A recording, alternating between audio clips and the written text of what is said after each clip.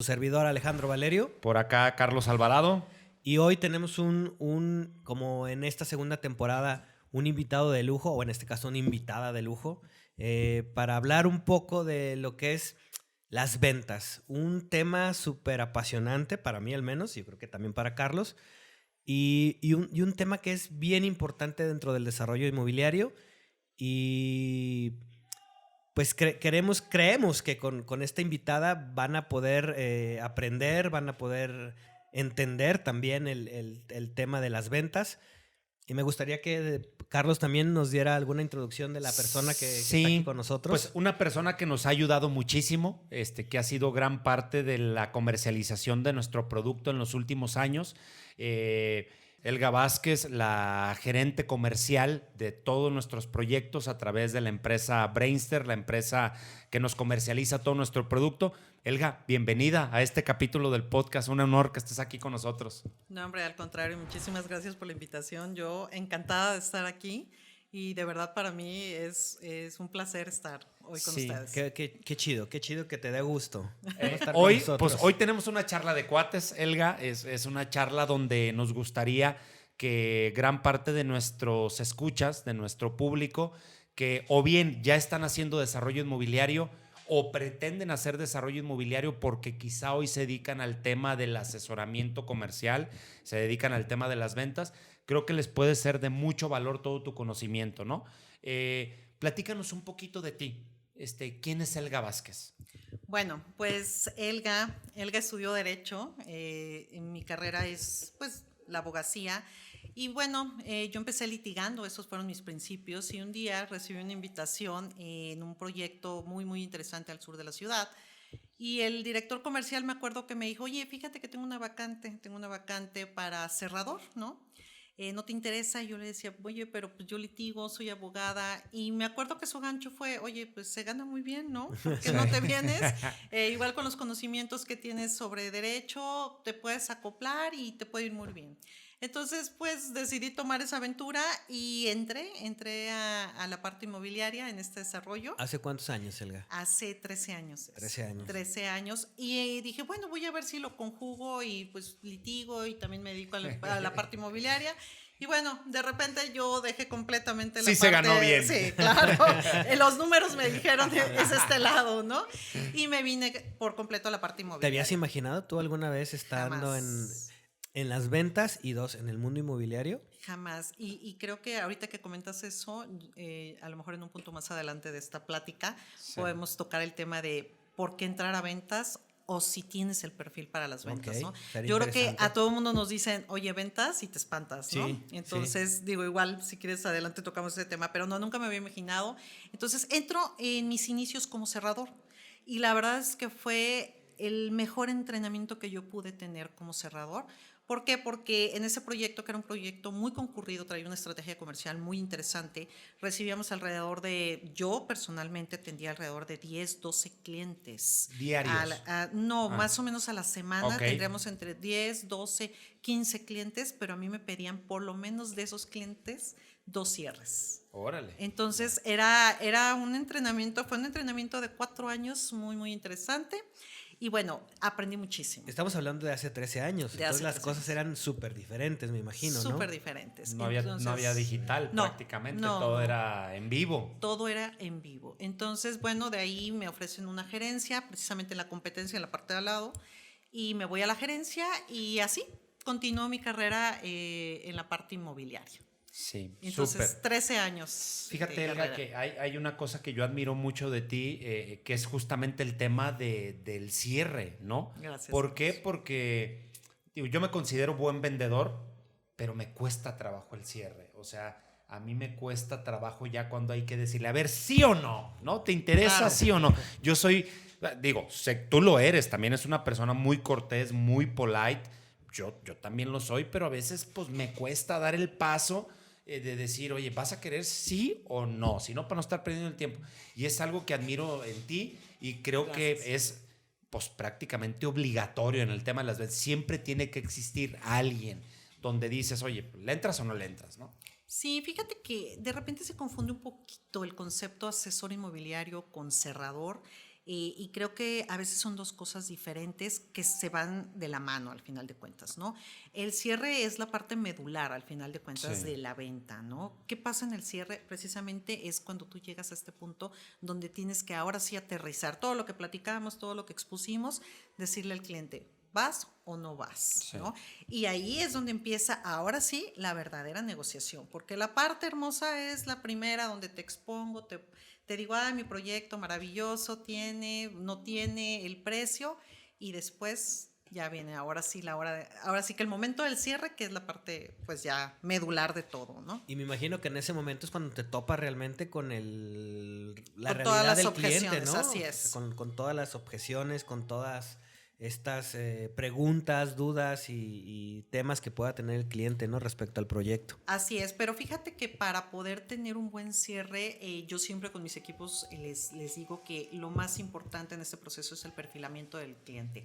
Y el perfilamiento se da desde el hola, ¿cómo estás? Desde ahí tú tienes que empezar a perfilar al cliente para que cuando llegues al punto del cierre tengas toda la información acumulada y sepas por dónde va a venir ahora sí que el guamazo, ¿no?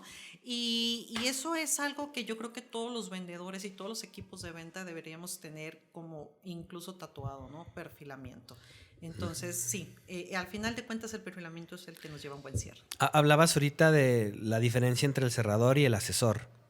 A mí me queda claro porque es algo que escucho y veo casi todos los días, pero podrá haber gente que siga, o sea, el cerrador es nada más el que ya cierra, firma el contrato y paga, y el asesor es el que le da seguimiento, o platícanos, ¿cuál es la diferencia? Fíjate que aquí en México realmente la figura a veces la concentramos en una sola, cuando en realidad de repente creo que debería estar separada, ¿no? El asesor te lleva a esta parte de exponer el producto, ¿no? De enseñarte el producto, de enamorarte del producto y de empezar a perfilarte, ¿no? Y ya una vez que está como toda esta parte de trabajo hecha, ya pasaríamos a un cerrador, que es quien ya se sienta, aterriza, porque en la parte cerrador obviamente ves ya temas legales, ves el tema del contrato, de repente también esta parte de las negociaciones con los números, con los plazos de los clientes, entonces eso es un cierre al final de cuentas, ¿no?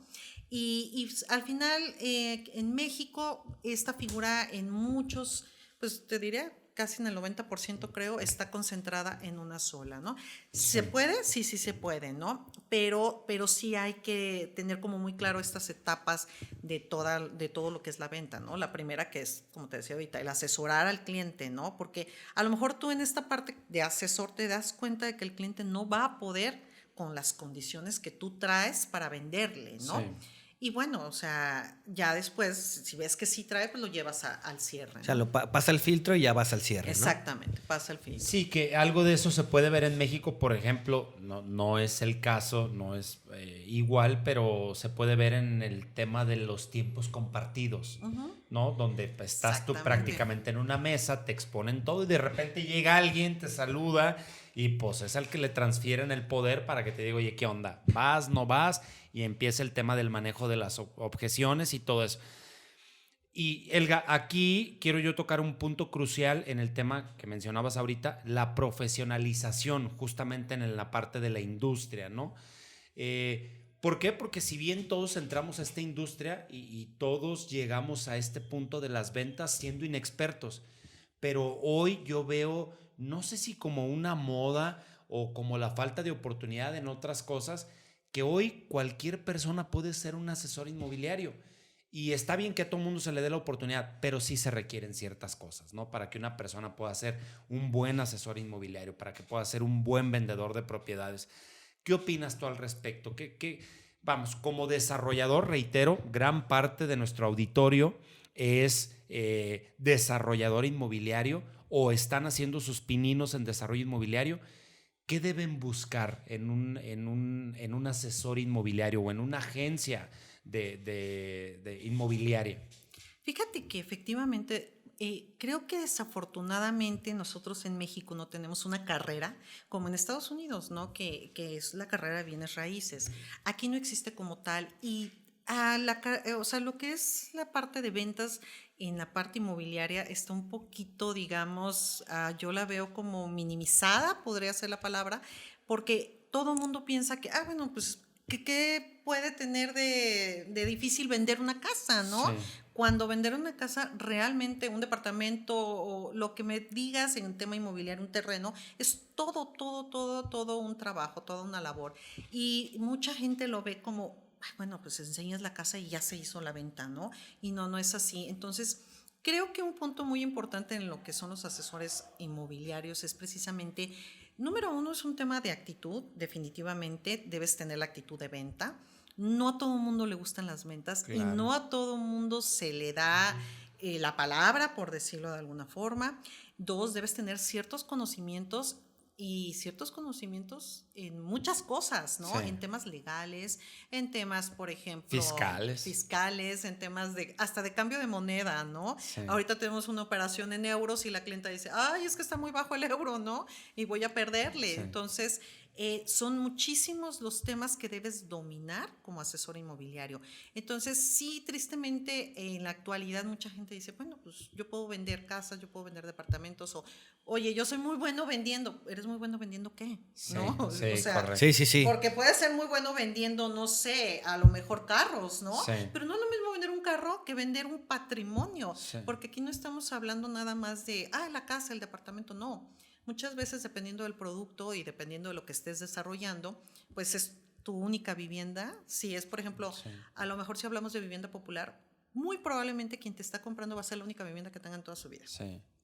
Si estás hablando de una producto, inversión. de una inversión o de lo que le llamamos second Second home, home, ajá. es una inversión, y entonces aquí ya entra un tema de juego de números muy interesante, porque quien está comprando un second home se va mucho por cuánto me va a dar, el rendimiento, la plusvalía, etcétera, ¿no? Entonces, sí es como un tema muy complicado, se puede decir, por decirlo complicado, el escoger el asesor inmobiliario. ¿Por qué? Porque sí debe cubrir con varios aspectos y depende también muchísimo del producto que tú tengas. No es lo mismo un asesor inmobiliario para un producto popular, para un producto high-end, para terrenos en playa, para terrenos en ciudad, para departamentos en playa, para departamentos en ciudad. Hay asesores que pueden y tienen esta gama para cubrir a lo mejor todos, que son como más versátiles, ¿no? Sí. Pero sí es un tema de muchísima preparación, ¿no? Oye, Bueno, perdón, no, Alejandro. hay un perfil en el cual a ti y cuando digo perfil no me refiero a, pues que sea abogado, como es tu caso, sino hay algún perfil que a ti te haya funcionado mejor. ¿Cómo escoges Ajá, a tus ¿cómo equipos? Así es. Fíjate que el punto número uno para mí es siempre la radiografía de la actitud de la persona. Si yo tengo frente a mí a alguien con una actitud de aprendizaje, estás completamente del otro lado. Ya. Número dos, voy a usar una palabra que a lo mejor a veces no se entiende bien, pero la humildad, ¿y a qué me refiero con humildad?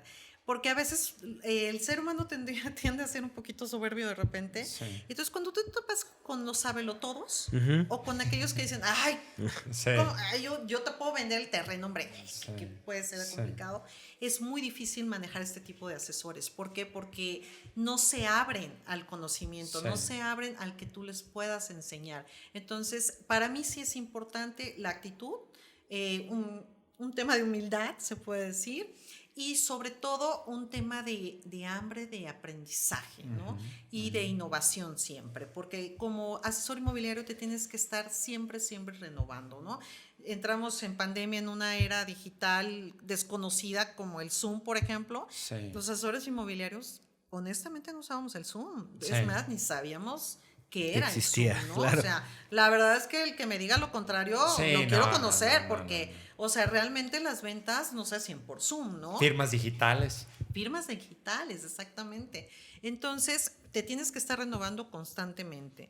A pesar de que las ventas sí son mucho de la presencia, del contacto, ¿no? De ver a tu cliente cara a cara, creo que eso nunca va a cambiar a pesar del metaverso. Sí, ¿verdad? Y todo eso. Siempre va a ser necesario Siempre vernos es a la necesario. cara. Así es, siempre es necesario. Entonces, pero al final de cuentas, contestando a lo que me decías, yo creo que bien importante que seamos gente que bueno, estemos abiertos siempre al conocimiento, ¿no?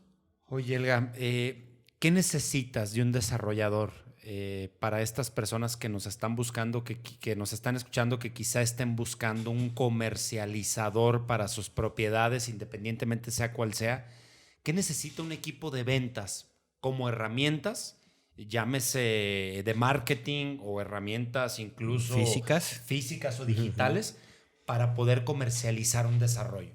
Bueno, yo creo que principalmente es que el desarrollo, que el desarrollador te transmita todo el conocimiento posible sobre su proyecto. Lo más importante para nosotros para vender es tener un conocimiento total y absoluto del proyecto. Sí. Eso sería lo primero. Lo segundo, que sí sea abierto a escuchar al equipo comercial.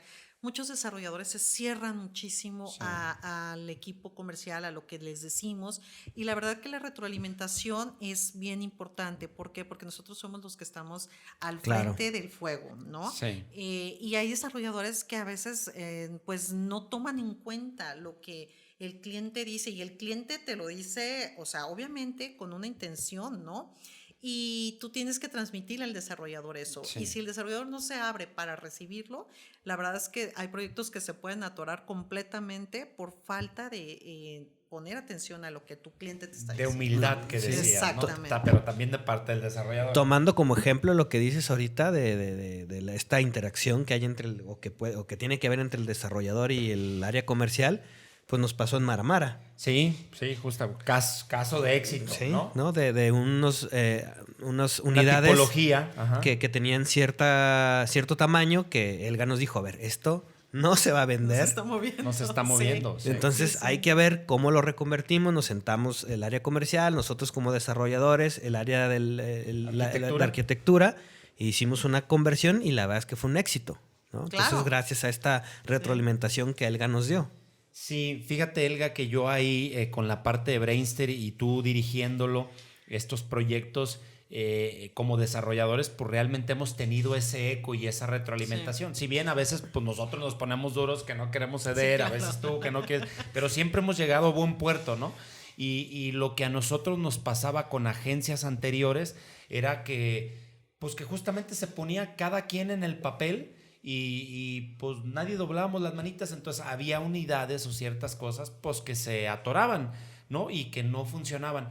Y hoy creo que esa comunicación desarrollador con comercializador pues debe de existir para que los proyectos siempre lleguen a buen puerto, para estar cuidando el tema de los ingresos meta, el tema de la cobranza, el tema de los planes comerciales, cuándo cambiarlos, cuándo no.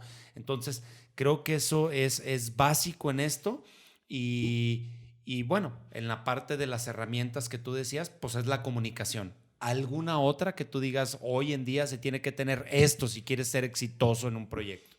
Mira, independientemente de la parte humana, que creo que es la parte más importante, también digo, necesitas que el desarrollador te provea un espacio, ¿no? Los espacios son importantes. Recibir al cliente en un lugar cálido, en un lugar cómodo, en un lugar donde el cliente se sienta seguro. La parte legal también es muy importante. Todo, al final de cuentas, la plataforma legal para un cliente es muy, muy, muy importante. Tener tu carpeta legal completamente armada, tener este sustento y estos argumentos legales que a veces te cuestionan los clientes muy fuerte, ¿no? Sobre todo cuando son inversionistas, que incluso me ha tocado que, bueno, ni siquiera negociamos con el cliente, negociamos con el abogado, ¿no? Entonces, son como los factores fundamentales para que el desarrollador pueda decir, ahora sí, ¿sabes qué? Vende este proyecto, ¿no? La parte legal, la parte humana, la parte de espacio, ¿no? Y la parte de imagen, obviamente, ¿no? La imagen es muy, muy, muy importante y siempre cuidar el nombre del desarrollador y de la comercializadora, ¿no? Sí, totalmente de acuerdo ahí. Yo creo que en la parte del sustento legal, ¿qué deberían de tener específicamente en la parte legal? Digo, seguramente hablaremos de licencias, permisos, pero ¿qué más? ¿Qué más conforma una carpeta legal para que el cliente se sienta seguro? La carpeta legal se conforma dependiendo obviamente del tipo de proyecto, ¿no? Tenemos proyectos nosotros, por ejemplo, de terrenos, que es una carpeta un poco más noble, más sencilla. Tenemos proyectos en playa que se torna muy elaborada la carpeta, ¿no? O tenemos proyectos en ciudad que a lo mejor también es no tan compleja, pero pues básicamente son actas constitutivas, obviamente lo que es la escritura sobre lo que tú estás vendiendo, ¿no? Si estamos vendiendo terrenos, bueno, la escritura del predio. La licencia, que efectivamente, por ejemplo, en nuestros proyectos de playa o en nuestro proyecto de ciudad, la licencia es un tema muy, muy, muy Sí, importante. Y bueno, creo que el cliente muy se va por ese lado, ¿no? De la escritura, el acta constitutiva de la empresa, porque, bueno, va a firmar Carlos, pero pues ¿quién es Carlos? O va a firmar Alex, Sí. pero ¿quién es O a Alex? quién ¿No? representa. Exactamente, el poder en caso de que haya un poder.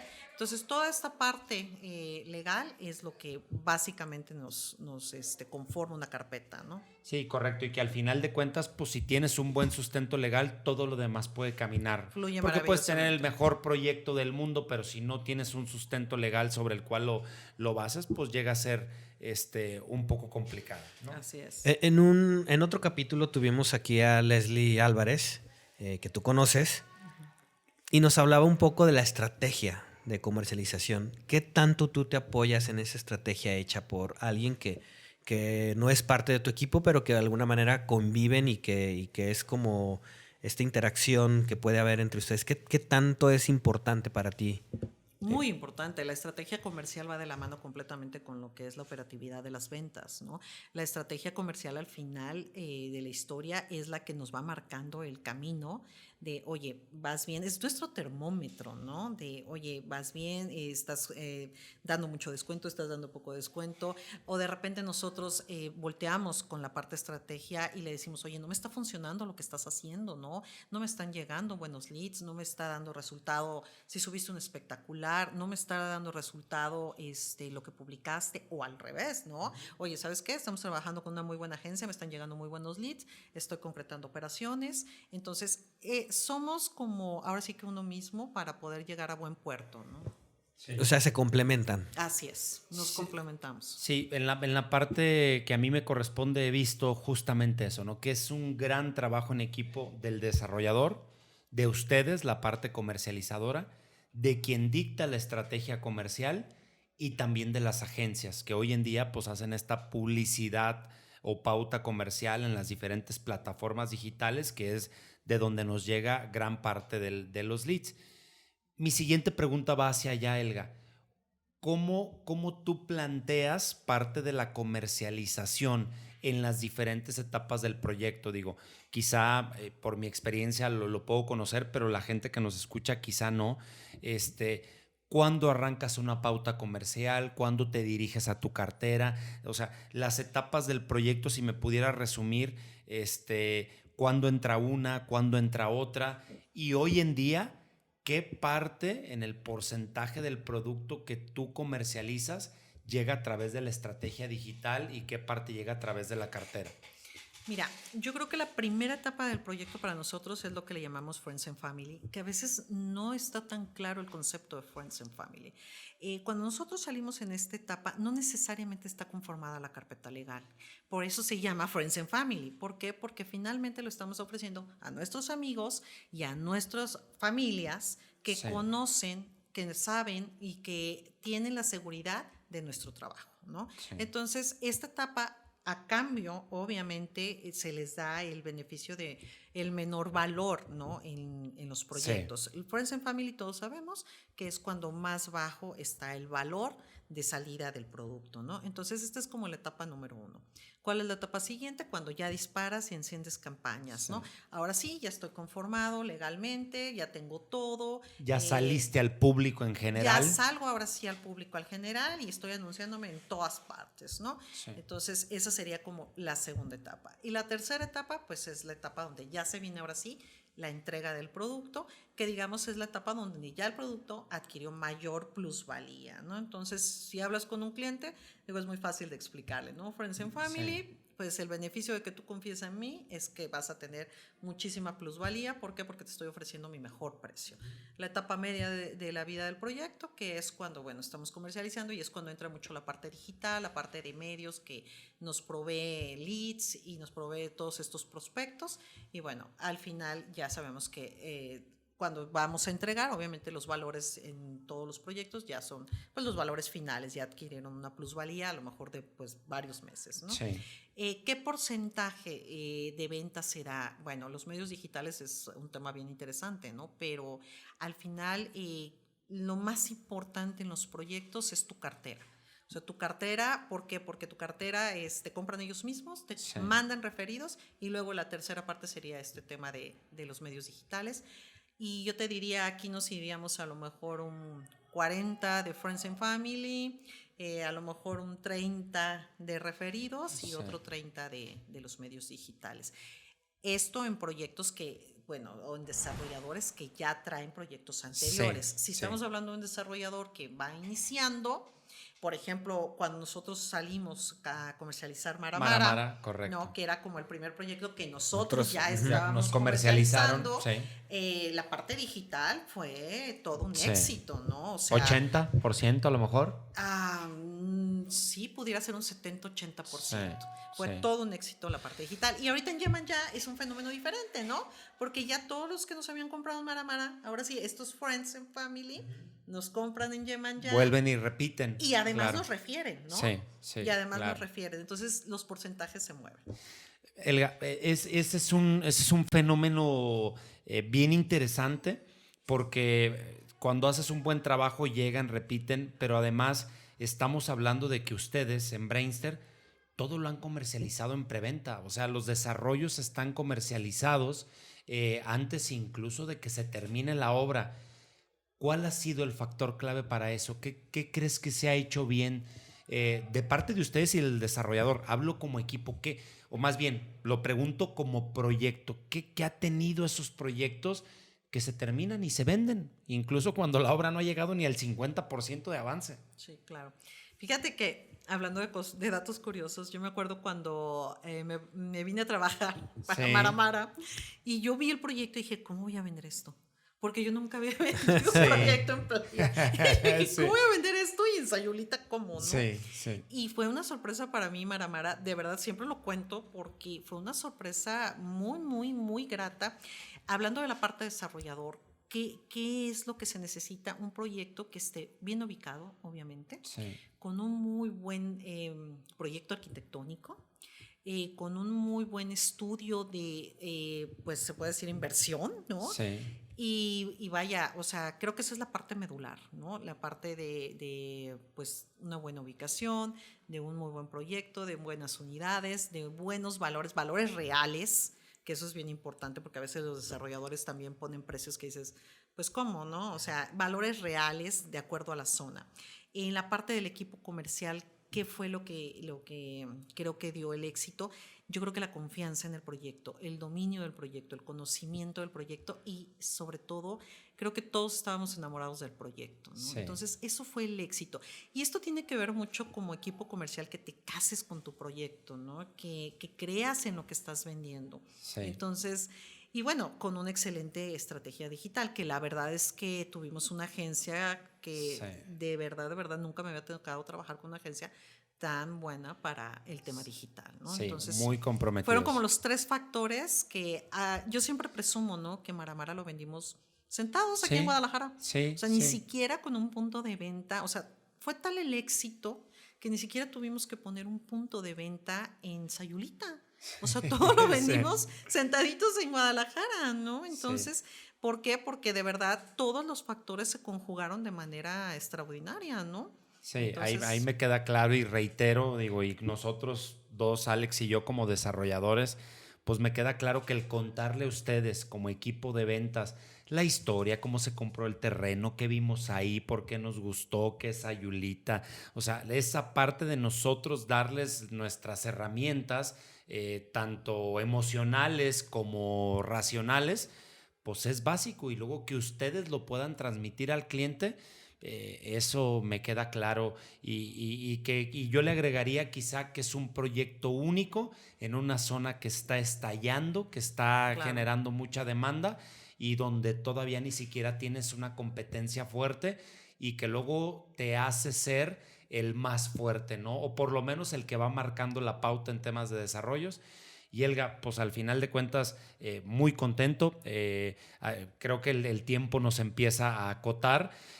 Pero sí me gustaría, si tú hubiera alguna cosa que le dices a la gente, tu proyecto puedes regarla en 1000 cosas, pero hay una en la cual no puedes omitir, ¿cuál sería? ¿Qué sería lo que la gente o los desarrolladores sí o sí deben de considerar tener en un proyecto para que sea un éxito en la comercialización? Yo lo resumo en una sola palabra: confianza. Lo Ok. que tú ofrezcas como desarrollador, cúmplelo. Ya. Y Sí. si tú le das esa confianza al cliente, el proyecto que tú hagas va a ser exitoso. Sí. Elga, pues muchísimas gracias. al Muchísimas gracias. Digo, contrario, somos, un gusto. en lo personal, soy una persona públicamente muy expuesta en tema de redes sociales. Sé que tú no, pero bueno, pues seguramente nuestros escuchas van a tener muchas preguntas. Yo les diría que nos las hagan llegar, Claro. Si en algún momento tienen alguna duda específica o alguna recomendación, te las hacemos llegar y Claro, sé con que gusto. se las podrá responder.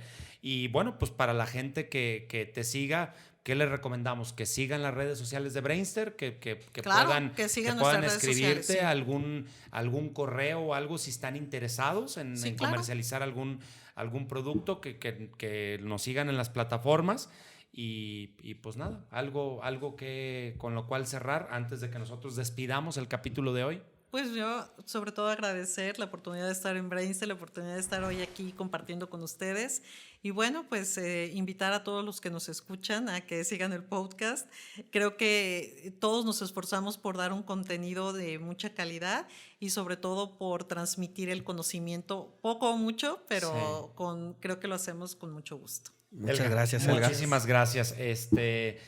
Pues gracias a nuestros escuchas. No se olviden de seguirnos en las redes sociales, en Instagram, en Facebook, estamos en TikTok, estamos como Crea Ciudad. Y también, si nos están escuchando ahorita en Spotify, en YouTube, no olviden suscribirse, ¿no? Denle clic ahí a la campanita, activen las notificaciones, déjenos una calificación, una reseña. Es la única manera en la cual les pedimos que nos paguen por este gran contenido de valor que nuestros invitados vienen y dan. Me pueden seguir en redes sociales como Carlos Alvarado V. Y bueno, pues estoy a sus órdenes. Alex, ¿cómo te pueden encontrar? Y adelante, amigo, sí, despide este gran capítulo. como Alex Valerio L en Instagram. Y pues como siempre, agradecidos con todos ustedes por su tiempo, por la escucha. Y pues agradecerle de nuevo, reiterarle el agradecimiento a Elga. Y pues nada, estamos ahí para que nos escuchemos en el siguiente capítulo. Les mandamos un fuerte abrazo y gracias por su tiempo. Gracias. Esto fue Crea Ciudad. Recuerda seguirnos en nuestras redes sociales y no te pierdas el siguiente capítulo. Te agradecemos infinitamente tu apoyo.